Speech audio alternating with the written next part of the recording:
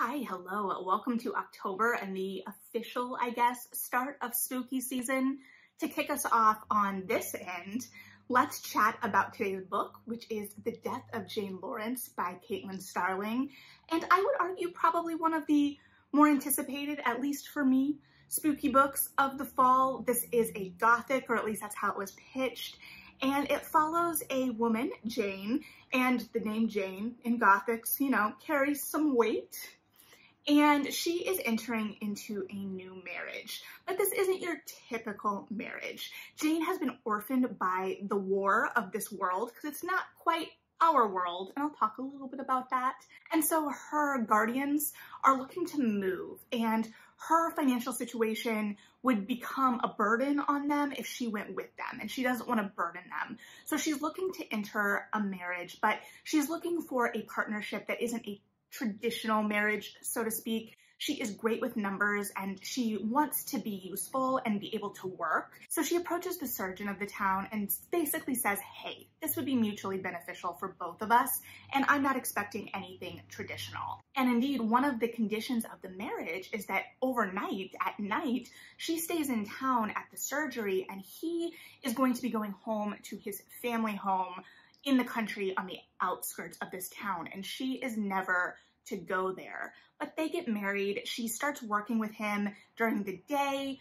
Feelings get involved and get complicated, and then on their wedding day, the carriage starts taking them to the family home instead of back to town for the surgery. And Augustine, the surgeon, is like, wait a minute, no, we need to turn this thing around. And they're like, well, we've already sent Jane stuff ahead. So they decide, like, let's just go get dinner at this house. Jane will go back into town after, and she will not spend the night there. Once you're in a house, we know how this goes, right? Once we get to the house, things are not going to go according to most people's plans. So they go to the house, Jane goes to leave for that night, and it starts to pour and the road washes out.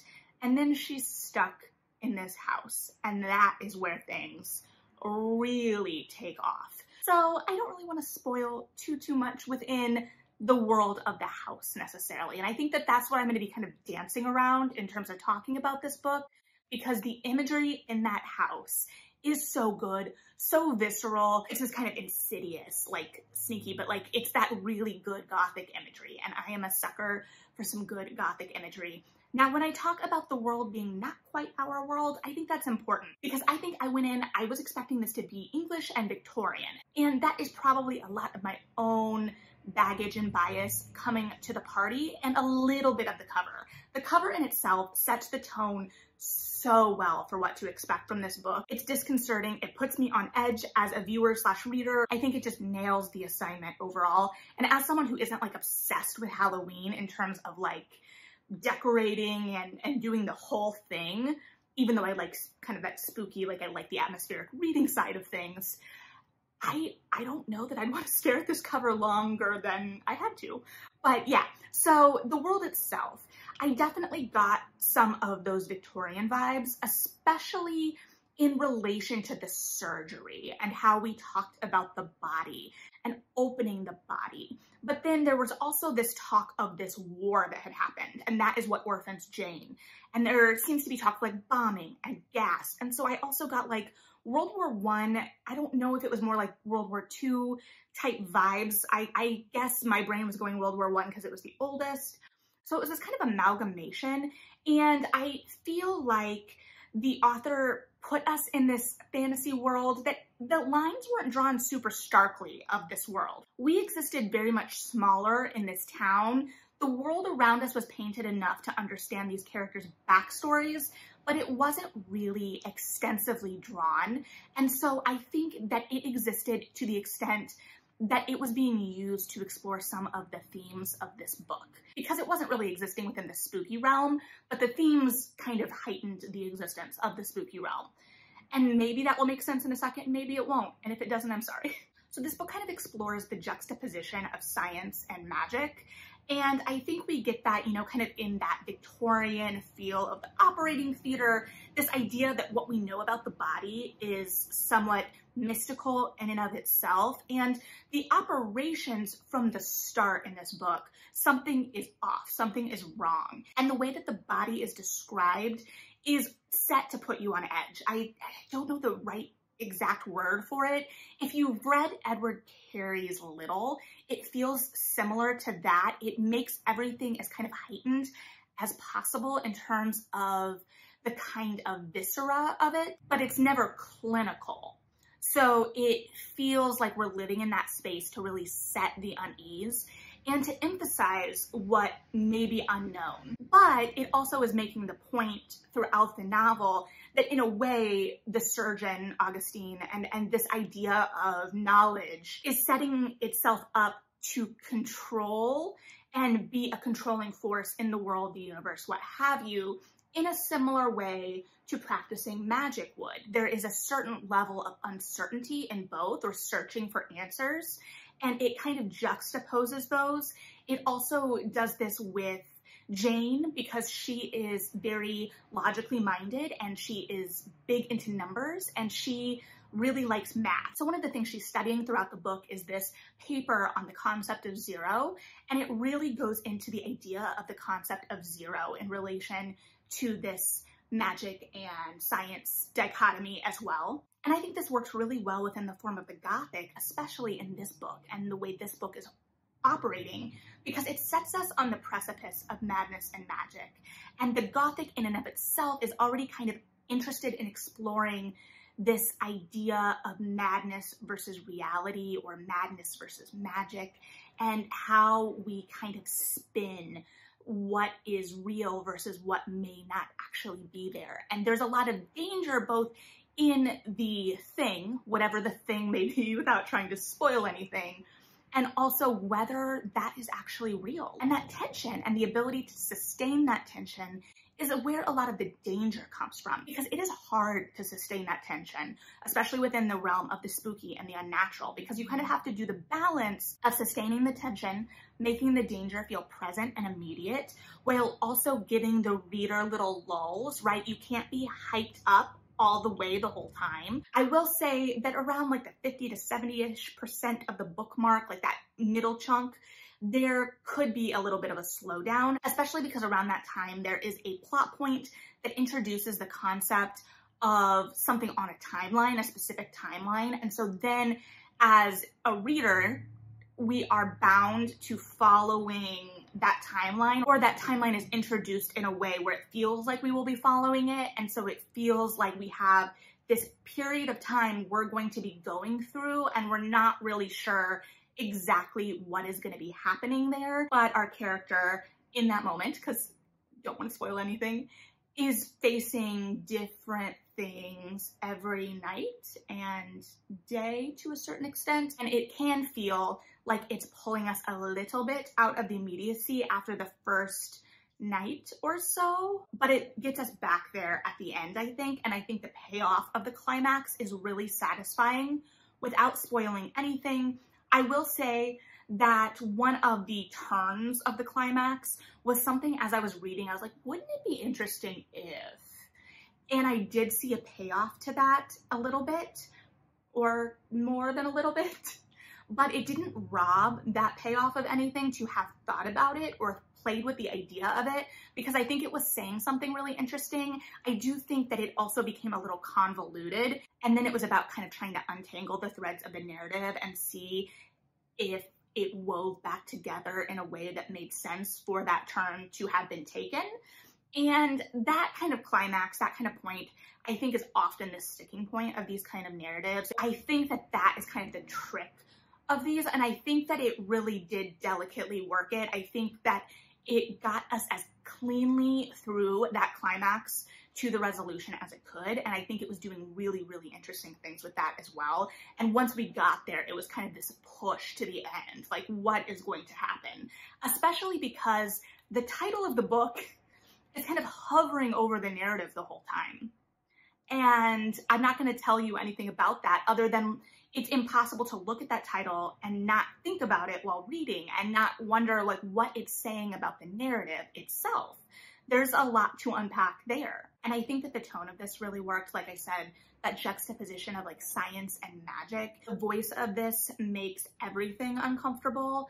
And we, in many ways, are questioning those that live on the side of science as well, because we do see them in this narrative, at least, really intrinsically tied up with the realm of magic, which is its own thing. I think it's saying something there.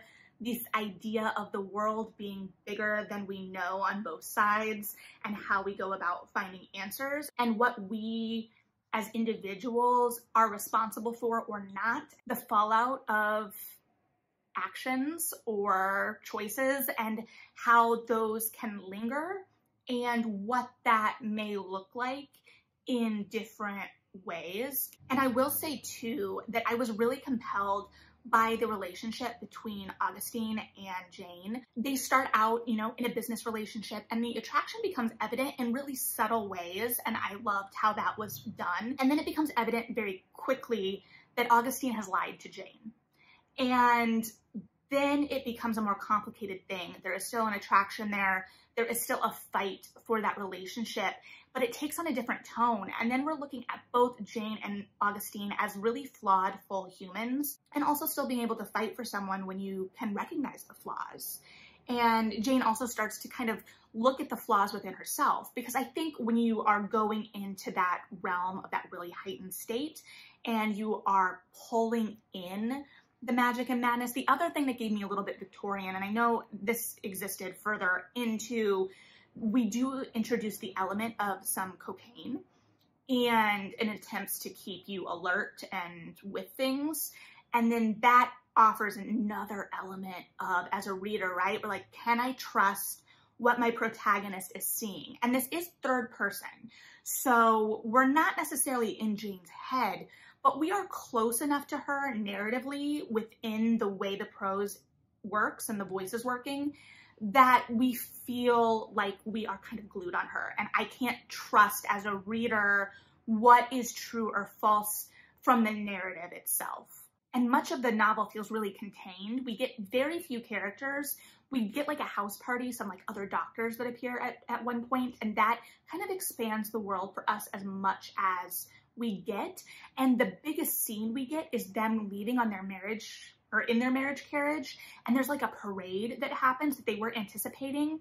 And that I think is like the biggest crowd that we see. And it had this real tenor of unease and terror to it in some ways as well.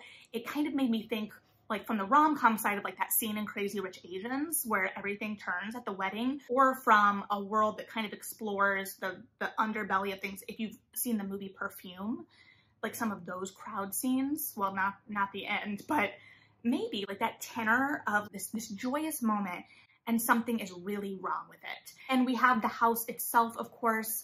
I am not versed enough on spooky houses. I don't think, like, I've obviously read like the Shirley Jackson, Mexican Gothic, like I've read enough, but houses, these kinds of houses become an entity in and of themselves and a character in and of themselves in many ways. They obviously often stand in for much larger ideas or represent something to the characters or the narrative, and then what happens to that structure, how that structure is made up, like all of that is part of it too. So I don't want to ignore the character of the house.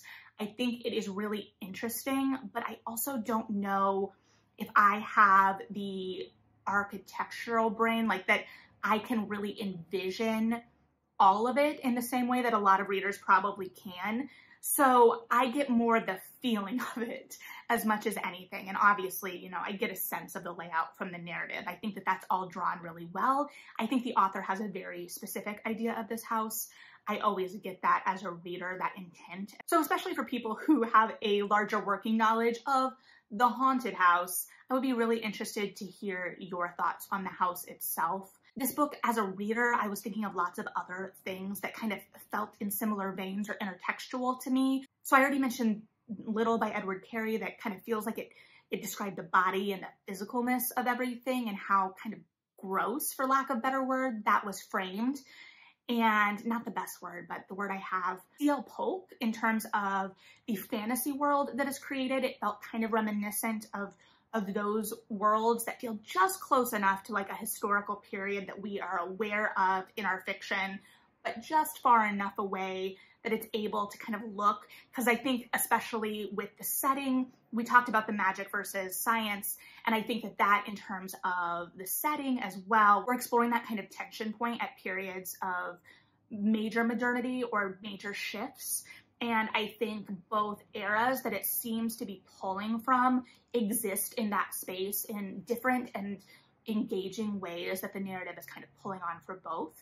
And I think that C.L. Polk's work does a little bit of the same, even though it feels a little bit more rooted in specific periods for me anyway. And it also made me think of Things in Jars by Jess Kidd, because it explores the kind of macabre side of science. Like I said, it blends the lines of science and magic and superstition. It questions kind of where the ethical line on both sides may be in a lot of scenarios, or specific scenarios anyway, and then looks at the consequences of some of those lines being crossed. So at its heart, I think it's exploring a lot of themes and ideas that are really engaging, and these only heighten the atmosphere and the tension and the macabre setting of everything going on. So this is a great start to spooky season. I think if you're looking for a way into spooky, this is a great way to go. If you're a scaredy cat like me, I think that this does really have moments that are like, ooh, that was creepy. But I also feel like they are within the realm of what we expect in this genre in a way that like you're braced for them. You can get a sense of what kind of spooky this is so that you can prepare yourself for what it's gonna be. And you know where in the frame to be looking in certain ways. So really loved this one. Would be really interested to hear your thoughts on it, because I really enjoyed it and would be interested in talking about it. Again, trying to prevent spoilers though is the trick. So let me know what you're thinking. Like and subscribe if you feel like it. Thanks for hanging out. Read something good, and yeah,